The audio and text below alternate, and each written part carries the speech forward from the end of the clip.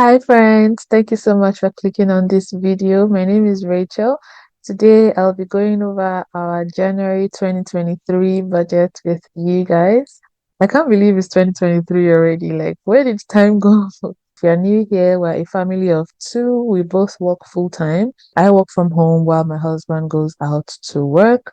Although I'm hearing some rumor that we might be starting some hybrid type of work schedule very soon where we would be required to go to work maybe a couple of days a week. Nothing is confirmed yet, but I'm not very excited about that. But that's still fine. As long as it's not like regular everyday work from the office, that would still work.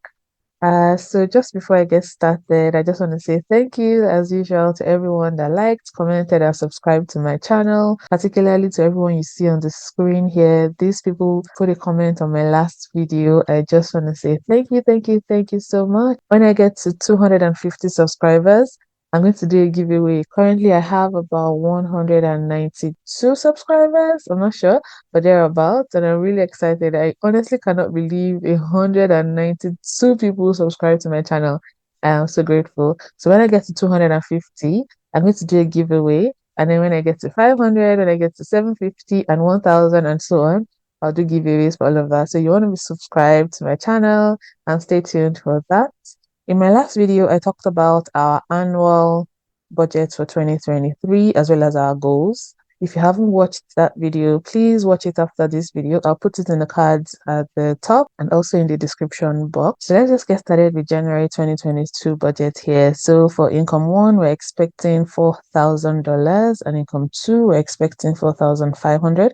We don't know if there's going to be any extra income. So extra income will come from maybe things like overtime, if we sell anything, but yeah, anything we're not expecting that comes in go under extra income. So I don't know what is going to come in January. So I just left it as zero. So for now, our total income would be 8,500. And over here, we have the actuals. So when the month is over, I'll put the actual amount that came in over here, and then the difference will be here. So if we move down to the first section here, it just says essentials. I have all the items that we absolutely need to pay for every month to keep our four walls. We have the budgeted amount, we have the actuals, we have the difference between this and this, the dates that they are due, and account. Account just means where the payment will be taken out from. So C would be checking, and then CC would be credit card. Left to me, I would love for all our bills to be taken from the credit card, but it just wouldn't work for this and for this. So yeah. So for the first bill here, the property taxes and fees, this one went up a little bit this month. It used to be about 465 or thereabouts, but now it's going to be 481.83, and that'll be taken on the first of the month from the checking account. Next, we have our grocery and household. I put grocery and household together because everything we need for the household, be it toilet paper, paper towels, cleaning products, and all of that, we still get from the same stores.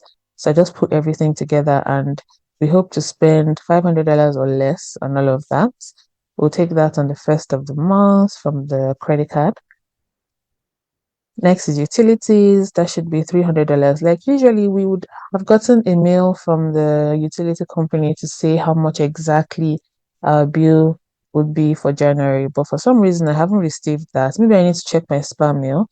But I just said $300 for that. I hope it won't get up to that. But for now, I'll leave it as $300. And that'll be taken on the 9th from the credit card. Next is our mortgage. It's fixed for 5 years, so that's $1,586.24 every month. It's taken on the 16th from the checking account.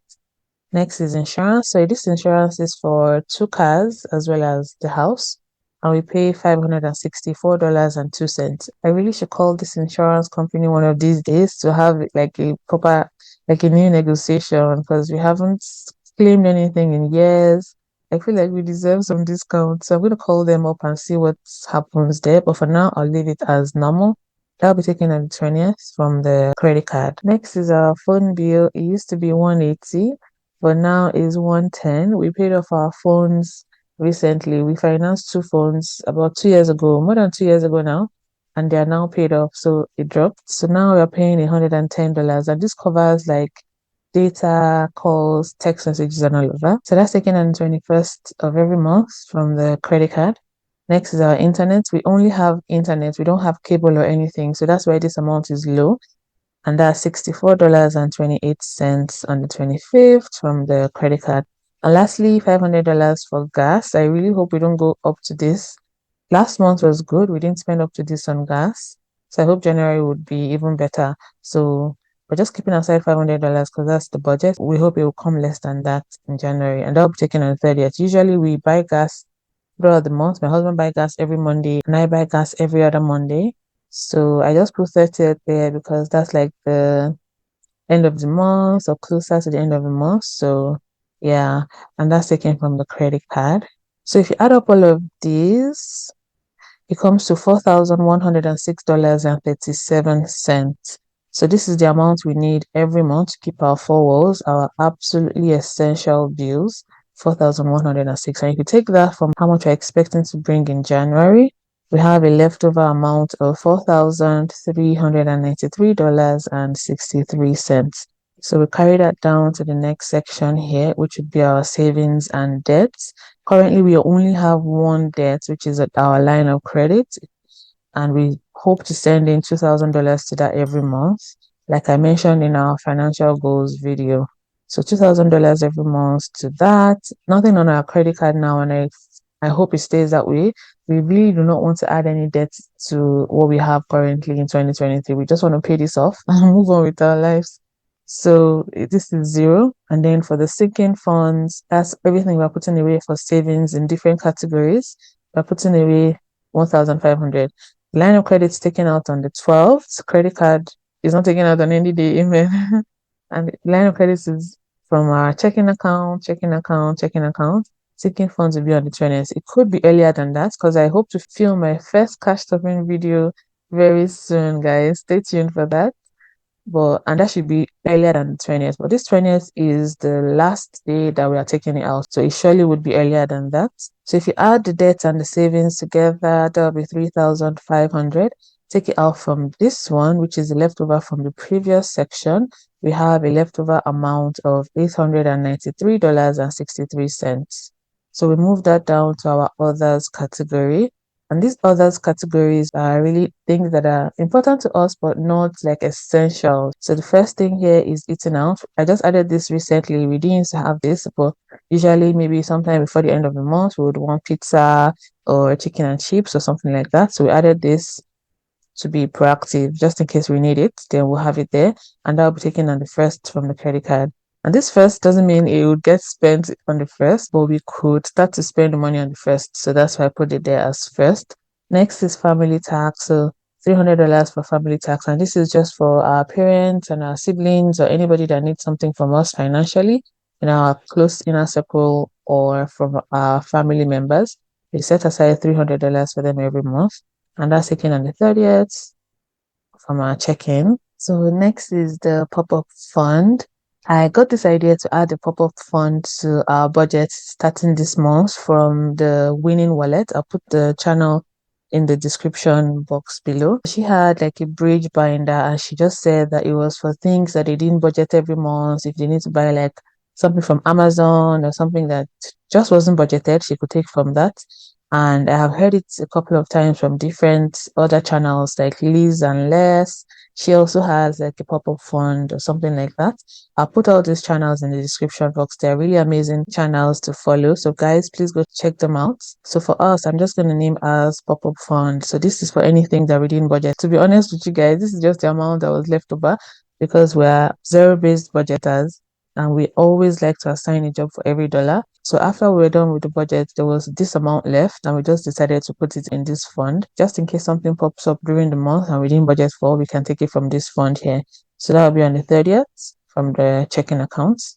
And lastly is our personal spending. So this is our personal allowance for myself and my husband. We take this from our paychecks every month and it's $500 for both of us. So that's on the 30th from the check-in. So if you add everything up from the last section here, it comes to $893.63. So that's exactly what we have here, and it gives us a zero-based budget. So if we move over to the snapshot of this budget here, we're saying that for January, we're hoping to bring in a total income of 8,500 at least. Our needs would be $4,106.37. Savings would have 1,500. Debt would take 2,000. And then our wants. So wants would be everything in our others category. So the eating out, the pop-up fund, the family tax, and the personal spending that comes to this. And then unbudgeted expense, I really hope it stays zero. The past couple of months, I've had quite a few unbudgeted expenses. I hope that's all going to be a thing of the past in 2023. I will only stick to what we have on the budget. But yeah, we know things happen, right? Anyway, this one's total this, so that's fine. So let's come down here to a pie chart that I set up here. I just wanted to see the percentage of what we are sending to each of our line items. So here we have that 48% goes to our needs. So that is everything we have in our essential section there. 18% goes to savings, 24% goes to debt, and then 10% goes to wants. Ideally, we would like to keep this needs under 50%, so that's great. Savings, I would love for it to climb up to 30% at some point. Debt, I would ideally like to have that as 0. And then wants, I'm okay with that being 10. So in my perfect world, this would be, let's say, 50 at the most. This would be 30, and this would be 20 at the most. But we have to eliminate this. But the thing about this debt is this one doesn't include our mortgage. So this debt is just what we owe, like let's say consumer debts, right? So I'm thinking we'll leave it as this for now. And then once this is cleared up, once we have our line of credit back to 0, and we don't owe anything on that, then I can take the mortgage out from the needs and put it here and start to tackle that one as well. But for now, I don't want to give myself any high blood pressure. I take the mortgage from this one to this right now. I feel like that would be too much for my heart to take. So I'll just leave it here for now underneath. Then when we're done paying off this line of credit, we can move it over. So for now, this is what our percentages are looking like.